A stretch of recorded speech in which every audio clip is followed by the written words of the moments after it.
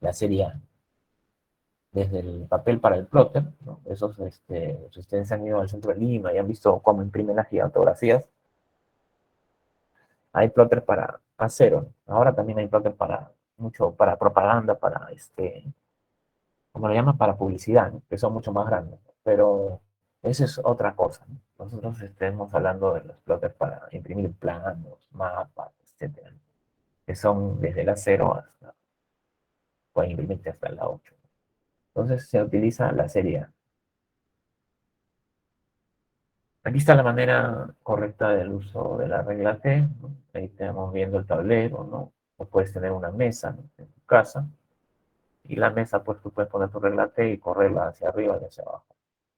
Ya has pegado tu papel, lo has cuadrado con tu regla T el papel, le pones tu cinta scotch o masking tape, lo pegas, ¿no? Tratas de no pegarlo muy fuerte, ¿no? Porque después se puede romper. Entonces, pegas tu papel y trazas tus rectas, ¿no? Con tu regate lo cuadras, ¿no? Porque como el tablero aquí, al correr la regla T sube y baja, este forma un ángulo de 90 grados con, con la recta. Entonces, esta recta del papel lo vas a poner, ¿no? Lo pegas una vez y ya pegas las otras esquinas y ya puedes comenzar a hacer tu membrete. Luego que usas tu membrete, también puedes usar las escuadras para hacer los dibujos. Esa es la manera de usar. Ahora con las escuadras, ¿no? Este es el centro, acá está la regla T, horizontal, ¿no? Siempre va a ser la regla T. Y aquí tienes la obtención de ángulos por la escuadra y la regla T.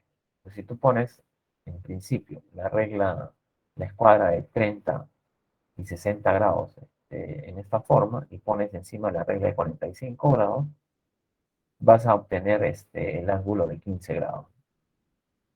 Luego tienes la escuadra de 30 y 60, pones el 30 hacia abajo, de esta forma, y vas a obtener con la, con la regla T, ¿no? Un ángulo, una recta de ángulo de 30 grados.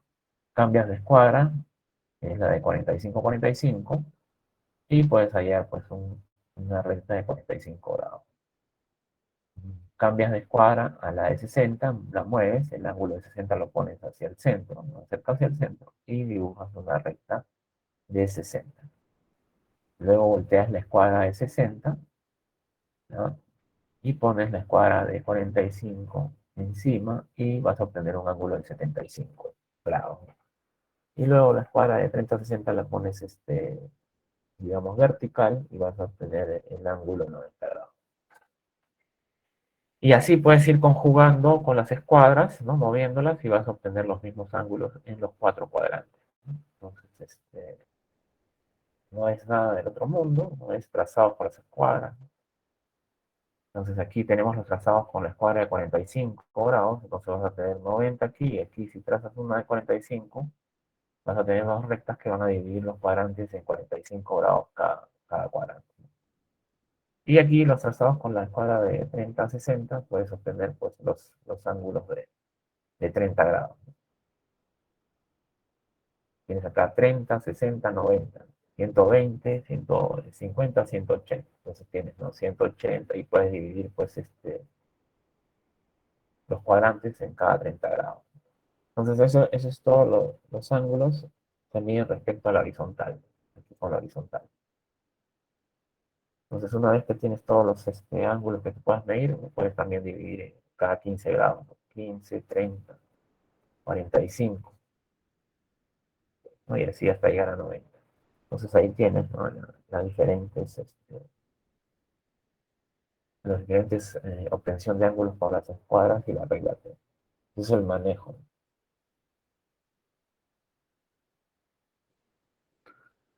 Ahora vamos a aplicar el método de Tales, ¿no? Cómo divides los segmentos en partes iguales en una línea AB. Entonces te dan una recta AB, ¿no? Que tenemos aquí, y cómo divides la recta AC en partes iguales. Entonces, se aplica el método de Tales. Primero se traza una línea auxiliar, agarras una línea auxiliar desde A hasta C, ¿no? De ángulo a 1, cualquier línea, en este caso roja, ¿no? Que no se pase los 90 grados, pero tú puedes medir aquí más agudo, Entonces, luego se mide en partes iguales la cantidad de segmentos. Entonces tenemos la cantidad de segmentos, uno, 2, 3, 4 y 5. Entonces, ¿cómo haces esa división? Agarras tu compás desde A y agarras y haces tu ejemplo, ¿no? Y lo divides en 5. Entonces tú tienes ya 5 partes iguales y luego unes el extremo CB y procede a trazar paralelas en cada medida se ha trazado de la recta AC. Entonces, una vez que ya tienes esto, unes desde C hasta B, las azules, unes el C hasta B, esta regla azul primerita, y luego haces paralelas, ¿no? En ese punto, donde has hecho tus divisiones. Y esas son las rectas paralelas. Entonces estás haciendo una división de segmentos en partes iguales en la línea B.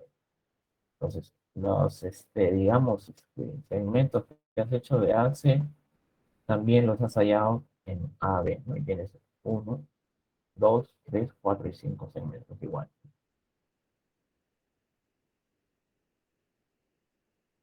Bueno, acá hay otro gráfico más afín para ver el uso correcto de la escuadra, ¿no? Entonces, ¿cómo las debes agarrar? Ahí está a la derecha el gráfico para el trazo de paralela que apoya sobre la otra escuadra, ¿no? Y luego se va haciendo que corra de manera que vaya ocupando sucesivamente las posiciones de las líneas que se desee trazar. Entonces ahí tenemos en el gráfico el estadio número uno que se ve, él ha hecho, ¿no?, su primera línea, uno, y luego sin mover la escuadra izquierda, la de 30-60, mueve solo la de 45 y puede dibujar las paralelas que desee. Entonces ahí tienes uno y dos.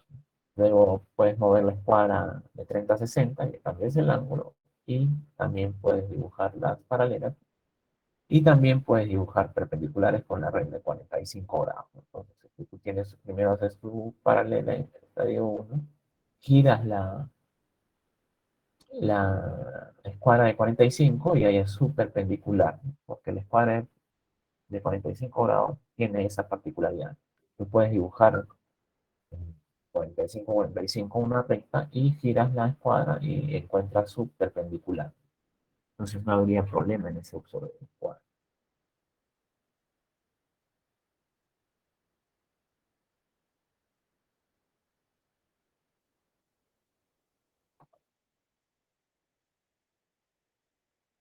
Bueno, aquí tenemos los ejercicios sobre trazado de paralelas utilizando escuadras, pues, ¿no? Entonces, aquí todo esto ustedes lo tienen que utilizar, ¿no?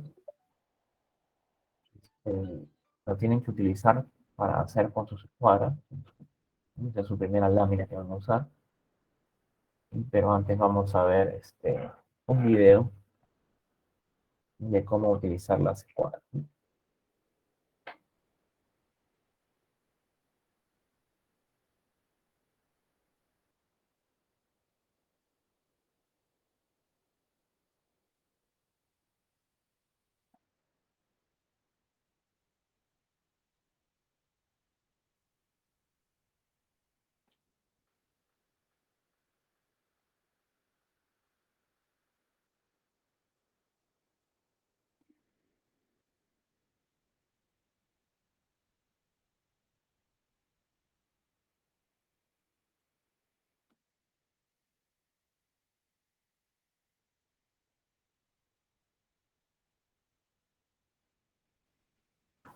Profesor Manuel, Sí, dígame.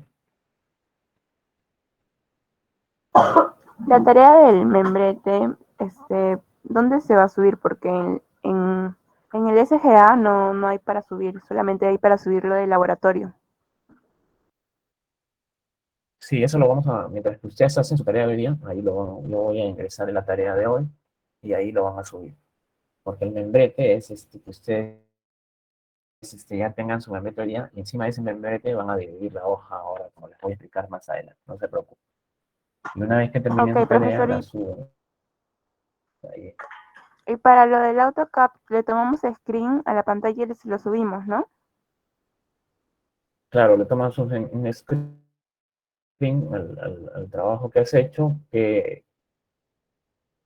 cómo has trabajado, ¿no? Y lo pones en un PowerPoint, esos screens, grabas ese PowerPoint y lo subes ¿cómo se llama? Al SGA. A la plataforma virtual, ¿no? Donde está la tarea, ahí lo subes, ¿no? Y también subes el DWG que has hecho, pues yo lo levanto y veo cómo has trabajado. ¿El qué, Entonces, según profesor? eso se pone su nota de laboratorio, ¿no? Si está bien, perdón, ¿El PPT y el qué más dijo? el archivo que has trabajado en DWG, el archivo que has trabajado tu primer trabajo. Se supone que has hecho tu dibujo y lo has grabado, ¿no es cierto? Lo grabas en 2019 y ahí yo lo puedo levantar. A ver,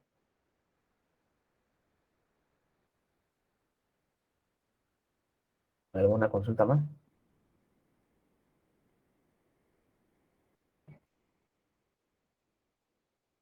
Ok, entonces seguimos.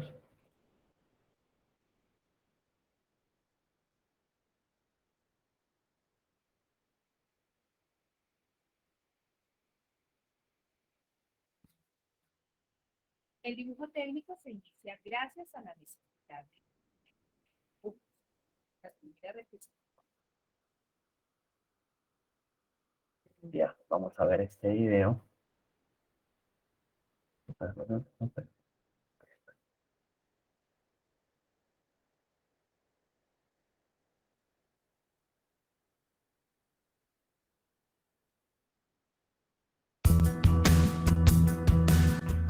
Ahí ven esa pantalla. El dibujo Sí, profesor.